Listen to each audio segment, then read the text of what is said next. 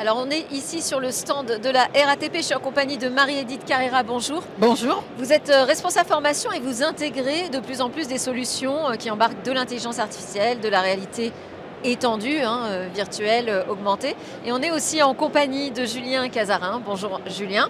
Vous êtes manager à l'innovation chez Inetom et vous portez l'une des solutions dont on va parler ici, Mon client IA. Alors je veux déjà que vous nous expliquiez, Marie-Édith, vous êtes partie de quel cas d'usage, de quel besoin? Alors, le besoin de départ, il est très simple.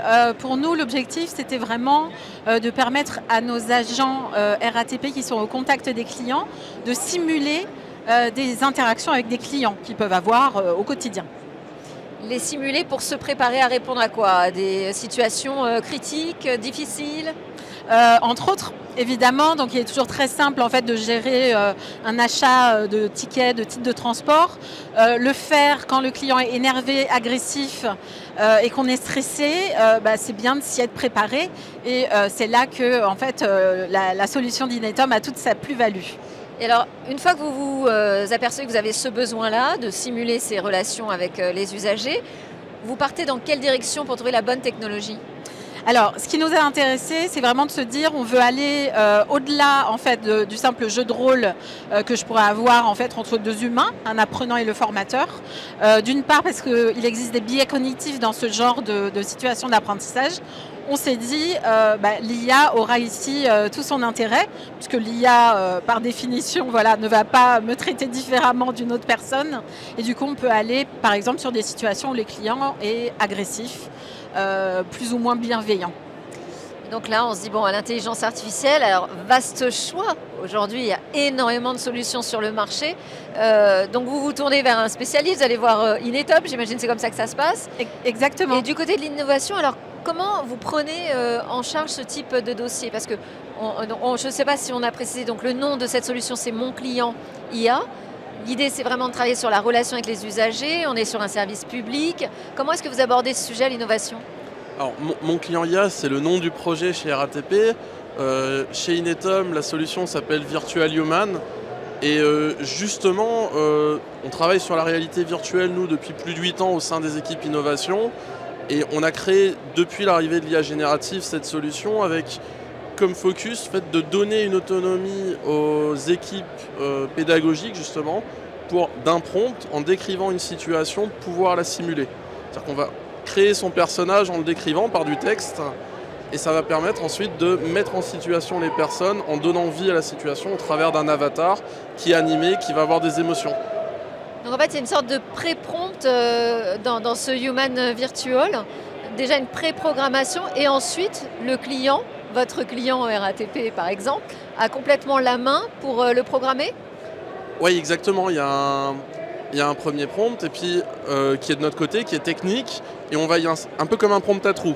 Et côté RATP, ils vont arriver, ils vont dire le personnage est, on va donner son prénom, on va expliquer son rôle, sa personnalité et la situation, c'est-à-dire le contexte dans lequel on vient lui parler.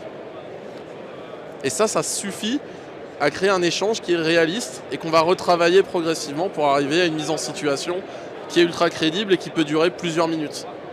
Et ça prend combien de temps pour intégrer ce type de solution comme ça en binôme entre un fournisseur de solutions Inetom et son client RATP? Alors ça dépend, alors, à mettre en œuvre c'est rapide parce que finalement c'est une solution qui est sur étagère, il suffit de créer un compte pour RATP sur la plateforme. Après pour créer un scénario, nous on a deux types d'usages. Il y a l'usage ultra rapide où je vais prompter à la voix, je vais dire le personnage est, et puis je décris sa situation en 2 phrases et ça génère une première mise en situation. Ça donne un résultat qui est très rapide, qui est pertinent, mais qui n'est pas aussi pertinent qu'une formation qui serait au catalogue d'une offre de formation. Là, sur un prompt construit, je pense Marie-Édith, on doit être plutôt vers 2 pages de Word. Vous confirmez, Marie-Édith? Oui, absolument.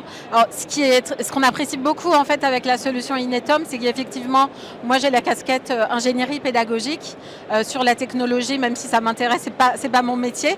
Je laisse ça à Julien. Et du coup, moi j'ai eu une prise en main très facile de l'outil. J'ai écrit des prompts, je les ai affinés toute seule, en toute autonomie. Donc ça, c'est vraiment un réel intérêt pour moi pour optimiser en fait mes temps de travail et créer des scénarios aussi variés que que possible. Donc pour vous, pour vos équipes, tout s'est très bien passé. Comment c'est reçu du côté des personnes que vous formez avec ces nouveaux outils? Alors aujourd'hui, on est ravis.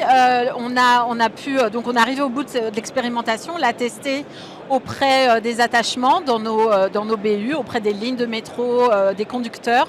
Ça a un très bon accueil. Donc notre objectif là, c'est de le déployer sur sur un plus grand nombre de lignes, voire sur une généralisation à tous les agents au contact des clients.